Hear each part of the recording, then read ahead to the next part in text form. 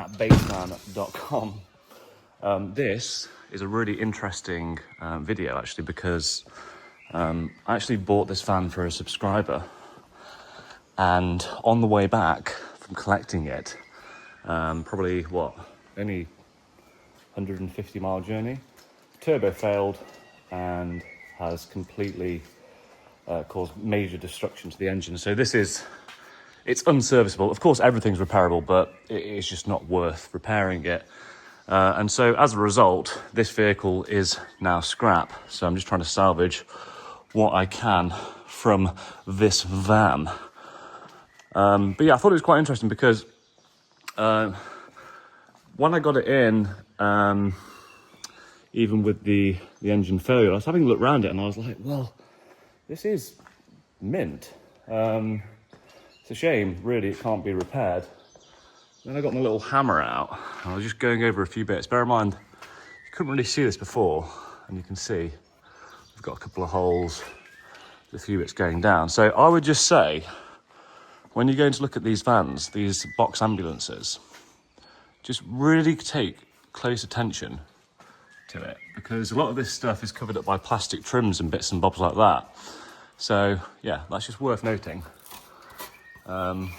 But, you know, for the most part, you know, these are predominantly made from fiberglass, or at least the bodies are, and traditionally the chassis, as you can see, running down the vehicle. This is pretty much the only place where you're going to get any corrosion, because, like I say, unlike a conventional Sprinter, where all of it's made from metal, you're not really going to have any major problems. And anyone with the ability to watch a 10-minute YouTube video can actually repair fiberglass quite easily.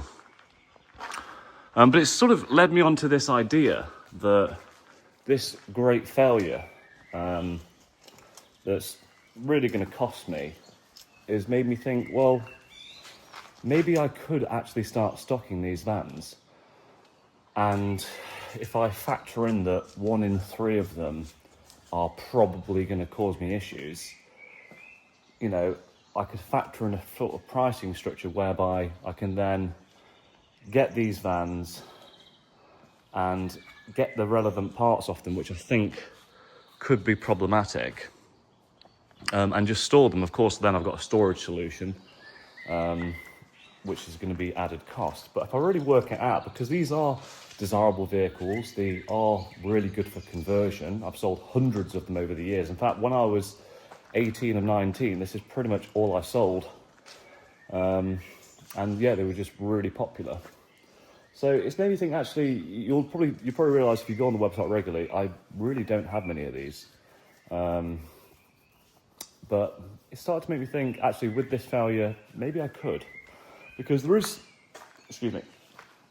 quite a lot of salvageable parts off here. And of course you could think, well, Rupert, you could probably sell this van for more if you just sold it for parts. But trust me, I've broken vans before and the parts just sit on the shelf, and then you've got the task of posting a part that's like 40 quid, and it just doesn't really make sense. But actually having the parts in stock to repair your existing stock or customers' stock does make sense to me. And it's something I might consider doing. So yeah, this is just a short video about a little failure on my behalf. And, you know, by all means, this gearbox was super smooth, it engaged all the gears really well. You know, I'd quite happily salvage the gearbox. Maybe there is a couple of components on the engine. You know, I think we've taken the alternator off, have we?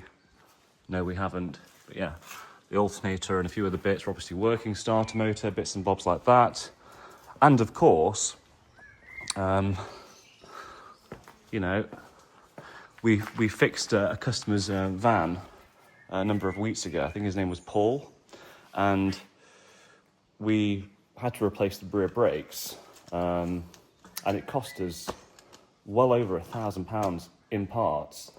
And of course, it's a second-hand van, so we shouldn't really be putting brand new parts on it, but we didn't have any access to more economical parts, so that's what we did. But, you know, these parts are really quite serviceable. You know, just check out the discs on there, literally hardly any lip, So this is something we could try and get really organised and stock the parts for in circumstances where things fail, and actually we could offer a really good service and put these out at a good price and offer quite a decent warranty, because you've even got things like on these vans, the AdBlue system, which I really don't like, but you've got knock sensors and bits and bobs like that just cost so much money, you know, hundreds of pounds.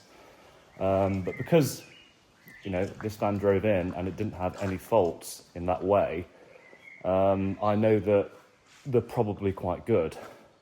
So, yeah, this is just a random video about a failure that could lead to an opportunity. So yeah, thanks for watching.